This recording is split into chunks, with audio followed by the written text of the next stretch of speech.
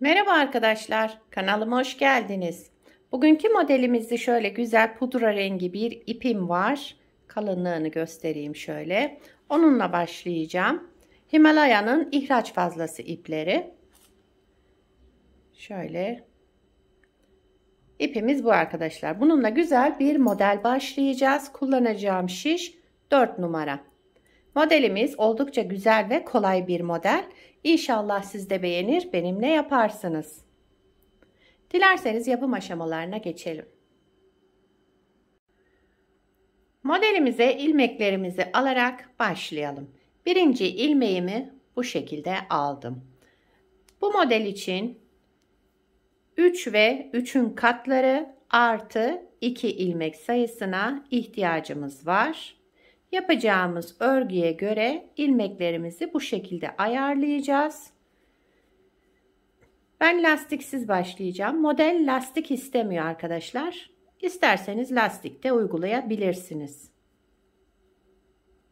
Şöyle ilmeklerimizi tamamlayalım. Birkaç tane daha alayım. Bu ipimi fazla bırakmıyorum. Kesilip ziyan olmasın diye şu şekilde tamamlayacağım. Evet, sayalım hemen. 1, 2, 3, 4, 5, 6, 7, 8, 9, 10, 11, 12, 13, 14, 15, 16, 17, 18, 19, 20. 20 ilmekle modelimi kurmaya başlayacağım. Modelimizin birinci sıra ön yüzündeyiz. Kenar ilmeğimi ilk sıra olduğu için ördüm. Şimdi modelimiz şöyle üçer üçer ilmekler üzerinden yapacağız. Birinci ilmeğimi düz olarak ördüm. İkinci ilmeğimi ters, üçüncü ilmeğimi düz. Modeli bir kez kurmuş oldum. Kenar ilmeğinden sonra bir düz, bir ters, bir düz. Üçlü bu şekilde yapacağız. Bir düz, bir ters, bir düz. İkinci model. Bir düz, bir ters, bir düz ilmek daha yaptım. Üçüncü modeli kurdum. Sıra sonuna kadar bu şekilde devam edeceğim. Birinci sıra ön yüzündeyiz. Bir düz, bir ters, bir düz. Son 3 ilmeğim kaldı. Kenar ilmeği hariç. Bir düz, bir ters, bir düz ilmek ördüm. Bir de kenar ilmeğimi ördüm. Birinci sıra ön yüzünde bu işlemleri yaptık. Kenar ilmeğinden sonra bir düz, bir ters, bir düz. Bu şekilde devam ettik. İkinci sıra arka yüzündeyim modelin. Kenar ilmeğimi örmeden aldım. Sıradaki ilmeğimi düz olarak örüyorum, şişimden çıkarmadan. Ördüğüm ilmek bir de arkasındaki ilmeği de alarak ikisini bir düz ördüm. Birinci ilmeğimi şişimden çıkarttım. Sol şişimden çıkarttım. İkinci ilmeğim kaldı. Bir de arkasındaki ilmeği alarak iki ilmeği düz olarak ördüm. Bu şekilde 3 ilmeği örerek 3 ilmek çıkarttım. Aynı işlemi yapacağım. Birinci ilmeğimi düz olarak ördüm. Şişimden çıkarmadım. Ördüğüm ilmek ve arkasındaki ilmeği de alarak bir kez ördüm düz olarak. Pardon, şişimden çıkarmıyordum. Birinci ilmeğimi şişimden çıkarttım.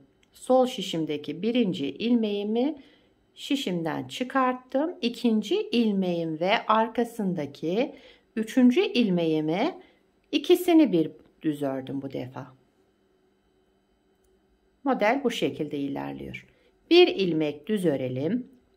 Şişimizden çıkarmıyoruz. Sol şişimizde olan ilmeğimizi bir de arkasındaki ilmeği ikisini bir düz örerek kestim, yani tek ilmeğe düşürdüm. Birinci ilmeğimi şişimden çıkarttım. Şişimde olan ikinci ilmeğim ve arkasındaki ilmeği de alarak bir kez daha ördüm. Modeli bu şekilde devam edelim. İkinci sıra arka yüzündeyiz. Modelimiz 2 sıradan oluşmakta. Gördüğünüz gibi gayet kolay ve gösterişli bir model. Evet.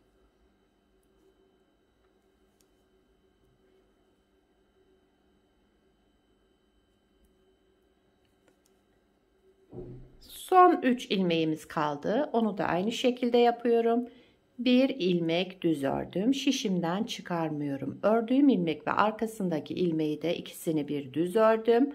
Birinci ilmeği şişimden çıkarttım. İkinci duruyor sol şişimde. İkinci ilmek ve arkasındaki ilmeği de bir kez daha düz ördüm. Kenar ilmeğimi de ördüm. Modeli bir kez kurmuş olduk. Tabi modelimiz ilerledikçe kendini gösterecek güzel bir model.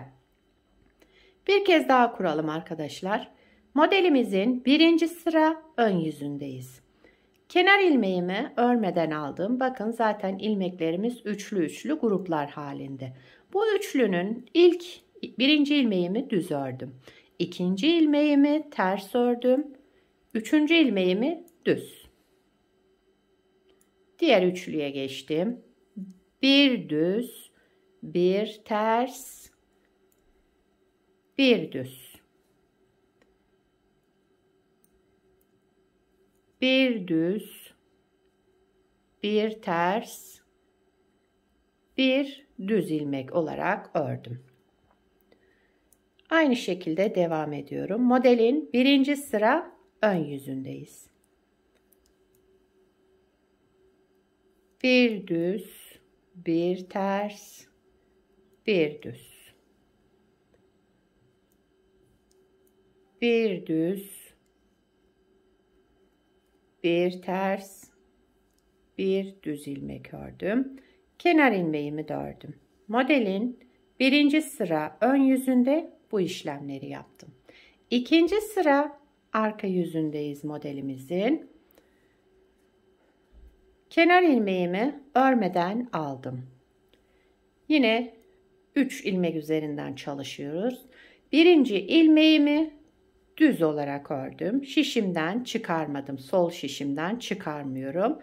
Ördüğüm ilmek ve arkasındaki ilmeği de aldım. İkisini bir düz ördüm. Sol şişimden birinci ilmeğimi çıkarttım. Bir ilmek kaldı şişimde. Bir de arkasındaki ilmeği aldım. Yine 2 ilmeği düz olarak ördüm. Aynı şekilde yapıyorum. Birinci ilmeğimi düz ördüm. Şişimden çıkarmadım. Arkasındaki ilmeği de beraberinde düz ördüm. Birinci ördüğüm sol şişimdeki ilmeği çıkardım. İkinci ilmeğim kaldı. İkinci ilmeğim ve arkasındaki ilmeği de alarak düz ördüm. Bir ilmek düz ördüm. Şişimden çıkarmadım. Arkasındaki ilmekle beraber ikisini tekrar düz ördüm. Birinci ilmeğimi sol şişimden çıkardım. Şişimde kalan ilmek ve arkasındaki ilmeği de ikisini bir tekrar düz örerek şişimden çıkarttım. Sıra sonuna kadar bu şekilde devam edelim. İkinci sıra arka yüzündeyiz modelimizin.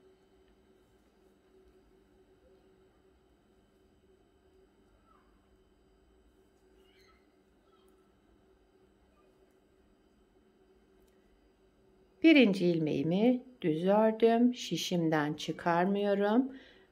Arkasındaki ilmeği de aldım. İkisini bir kez daha düz ördüm. Birinci ilmeğimi sol şişimden çıkardım. İkinci ilmeğim kaldı. Arkasındaki üçüncü ilmeği de alarak ikisini bir tekrar düz olarak ördüm ve şişimden çıkarttım. Son 3 ilmeğimiz kaldı. Onu da hemen yapalım.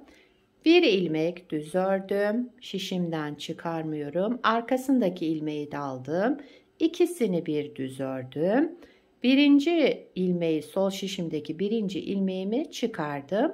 Şişimde kalan ikinci ilmek ve arkasındaki üçüncü ilmeği ikisini bir düz ördüm bu defa. Şu şekilde kenar ilmeğimi de ördüm. Modeli 2 kez kurmuş olduk. Model tabii ki ilerledikçe kendini gösterecek.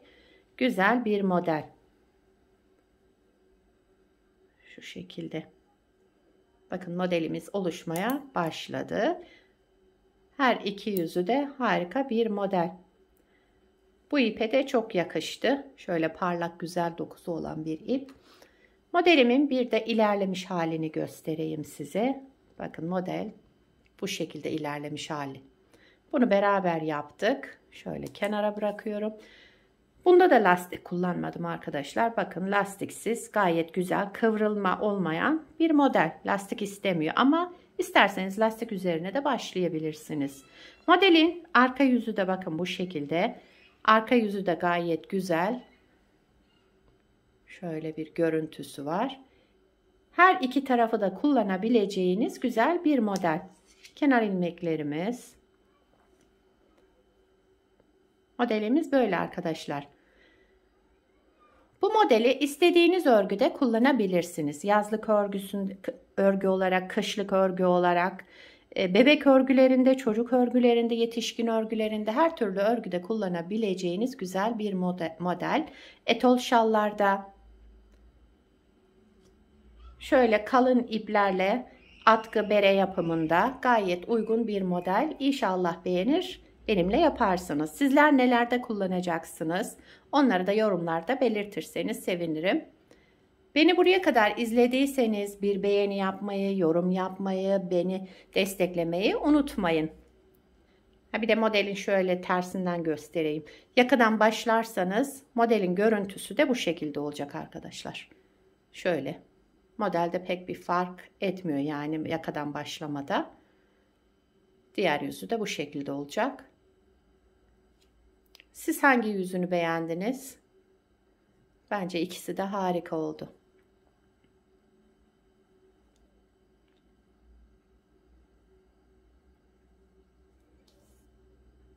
Evet.